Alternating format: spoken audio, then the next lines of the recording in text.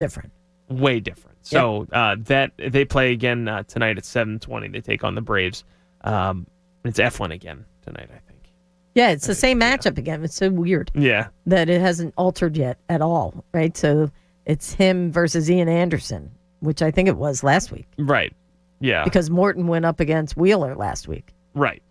So you're seeing maybe it's the condensed schedule. I guess, but I mean, eventually something shakes out and it's not exactly the same every time you see somebody. But no off days at this point. 610-632-0975 is your phone number to join the conversation. We were talking about the Eagles. We were talking about the Phillies and Flyers. I do want to get back to the Sixers as well, D, because we have a game here on our airwaves today. And, of course, we've got two games. We got the Flyers game coming up at 2, and then at 9, it's Sixers and Thunder. Oklahoma City hosting the Sixers. What do you make of this contest between the two, especially with the Sixers coming off of the loss to New Orleans, spot-wise? Where are the Sixers, do you think? Yeah, I didn't like the performance last night. Right. OKC's not a good team. I would venture to say that they will play better tonight than they did last night. But I will say right now, my biggest concern is Simmons. I find his play to be lackluster, for a lack of a better adjective. And while I can't pin last night completely on him, I had concerns last week, and I said, I'm not sure what's going on with this guy. That was coming off of their road trip. Right. And then the return of Joel was happening, so I kind of put it to the wayside there, but it continues. I mean, I'll give Reuben Frank, he's a numbers guy. You know how I like my numbers. But over his last 8 games, Ben Simmons has 27 made field goals, and he has 28 turnovers. Wow. Over an 8-game stretch. And, like we were talking about his inconsistency this season, he really has been kind of inconsistent, because in February... disappeared. February is all he can hang his hat on. It's his whole season. Yeah, well, we're now in April, so January was Right. March, April is Maybe worse. Maybe worse than if you're talking about 27 made field goals and 28 turnovers in an 8-game stretch. Yikes. And obviously when Embiid was out, while they had the wins to, say we did okay and we survived that just fine, it wasn't because of his play. It was actually in spite of his play. Tobias really was what got them through that, and Tobias was their best guy last night. But that was poor performance, in my opinion. Overall. And it's going to be, and here's my concern, not saying that the sky's falling in Philadelphia, but it's easy when you're playing against a team where you're favored by 11. That was a line last night? No. Oh, for tonight. today. I was going to say, no way. No, they were not favored by, I don't know what the line was last night. Okay, good. But they're playing against a team where they're favored by 11. Sure. So it's like, the Sixers have a bounce back game. Like it's super easy to look like everything got corrected. Well, the other thing is keep in mind the last time they had a back-to-back, Embiid did not play. Right. So we're assuming Embiid's going to play tonight. I would hope. You're a week out of coming back. You now need to be in regular mode, in my opinion. And I would like to see him play tonight because he didn't play well last night, which is fine. I mean, he hasn't had many bad games. No. So it was his lowest scoring effort since January, I think 14th, when he only had 9. Last night he had 14. The number that jumped off, Simmons' 6 turns last night is part of what contributed to his 28 over the last 8 games. But in that 28, he's had a 6 and 6 and 7. 3 games, 6, 6, and 7 in that 8-game span of turnovers. I mean, I'm sorry. That's ridiculous. It really is. Absolutely is. Now, Nick Wright and also NBA.com both had Embiid before last night's game charging back into what they called the MVP conversation. Not after last night's game. Yeah, certainly not after last night's game. I said he would have to be the player he's been before injury And when he came back, there were 24 games. I think now you're at 21, I believe, or 20. I might be missing one. And he had the dominant performance against Boston. Yes. But his first game back was okay, statistically, not if you were watching it. And now he's had two others that were okay. Right? The Memphis game and then last night. Right. Yeah. He's not playing at an MVP right now. Okay. So do you think that I don't know if it's even possible without an injury or anything. Anyway, Jokic to me is pretty far ahead, even of like Lillard and like Giannis and the people that I would consider to be right. Well, so a week ago, mix. I would have said Harden was with him, and then Harden got sidelined. Right. So now Harden falls out too. He's done. Yeah, I thought he's the same not the thing. MVP. Giannis was, to me, performing in a different way, though. So he's not. They're not playing like they did the last 2 years because they're trying to correct what killed them in the postseason. And so his numbers are slightly lower, but his team was playing better. But right now they're, I don't know what they're in the last 10, but they're 4 back of Brooklyn, who's in the first spot.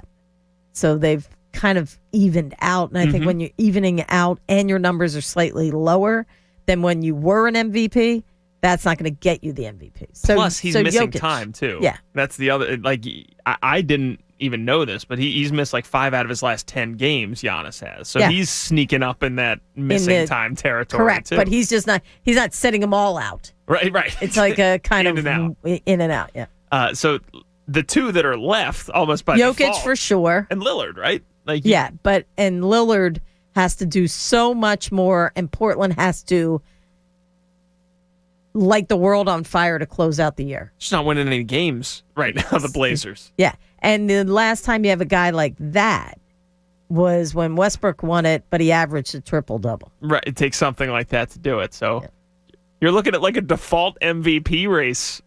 Well, I mean, Jokic is deserving, believe me. Yeah, of course. He's definitely deserving.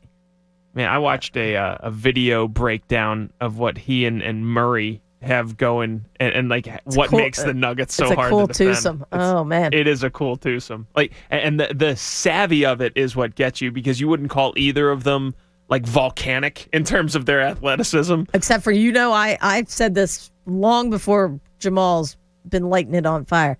When he came in for his workout, I loved that guy. Yes. That guy made shots. Yeah. And he's doing the same thing. He's doing the same thing and at a higher level, at least than I expected. And he keeps getting better. I was going to say, maybe you saw this happening. But year after year, he's getting better. He's been really impressive. 610-632-0975. So there you go. There's like the MVP roundup. I'm looking at everybody. Luka, Kyrie, Kawhi, LeBron. And LeBron hasn't missed that many games due to injury. Booker, has not or has? I didn't think that he had he? Has LeBron missed that many games? Oh, God, yeah. Oh, jeez. So that's what I mean. There's like 3 players because you pointed out how hard it is to win the MVP when you miss any length of time. Double-digit missed games, has not won an MVP since 2001 when Iverson won. Oh, jeez. So over the last 20 years, the person who's won it has missed less than 10 games. There's just very few players who fit that category right. now. No, I'm not saying Bill Walton did win it back in the day, missing 34 games. Right. But you would have to have a feeling amongst media people that you were head and shoulders above when you were on the court than anybody else to allow for the missed games to not factor into your voting.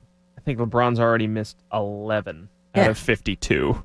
So that's a no. I knew he was double digits. Yes, that's a good number of games that he's already missed. Now, for him, he went into this year mad that he didn't get it last year. Right. He thought, and I understand about last year. I don't think. Yeah, I guess the one thing he could point to, look at what my team did when I was sidelined. Not much. Right, yeah, that's so true. He could make the argument that he is that valuable that when I'm sidelined. Now, I would also say, funny though, when you were sidelined, so was AD. Mm. So Like, really? Could you have carried it? Maybe Right. you could have. Maybe. I actually almost listened to that argument once. Somebody made it about Peyton Manning. Remember when Peyton Manning had the neck injury? Yeah. And they got Andrew Luck. The Colts got Andrew Luck. I was like, yeah, I would have absolutely voted for Peyton Manning for the league's most valuable player. If you go from being a 12-win team to picking one, like that's a pretty good turnaround. Well, that's losing David Robinson and picking Tim Duncan. Right, exactly. Yes. And then you go on to be really, really good for a while until David retires. Yeah. And the Spurs have just completely fallen off since David Robinson retired. I'm shocked at how consistent that franchise is. Like, you look on Pro Basketball Reference, what the Spurs have done. It's pretty bonkers. I think it was 20 straight years of winning 50 or more, which included the strike-shortened season in '99, and Pretty they amazing. still won God, 50 something.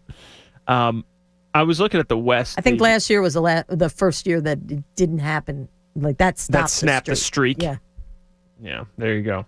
The Spurs, by the way, are 24 and 26, so not what you'd call one of their great years. I'm looking at the West, and maybe besides the Lakers, although right now they got a 4-5 matchup with the Nuggets. They won't win that. There's anyone could, including the Jazz, I think, anyone could lose in the first round in the West. Do you get that impression too, and do you get it in the East? Because I really don't get the impression that in the East anyone could lose in the first round. I don't get that at all. But the West is so tough. I don't think that there's a lock. Whoever Miami plays in the East could knock off that opponent. Okay. In the first round. Okay. That's possible. Fair enough. That's the only way I see that happening in the East. In the West, without seeing who the matchups are, I'm not looking at it. I would agree with you, especially with Utah and Phoenix being at the top and being teams that have not been there before. Mm-hmm. Now, again, you have to go 7 games. But if, let's just say somehow, like Portland could knock either one of them off. Yep, I agree. Absolutely. Right now, Portland's matched up against the Clippers. That's not something that's completely outside of the realm either. It's harder to see. But the Clippers are better, I think, than last year. Uh-huh. Or playing better right now. I don't know. Yeah, I agree with you. But so right now it'd be like the Mavericks. Are you gonna Mavericks Suns? Are you gonna put all your money on the Suns to beat the Mavericks? Heck no. There's no way. Luka could beat them on his own. I mean, again, it's 7 games. You got to stay healthy. You got to you're gonna grind for 7 games. But I wouldn't.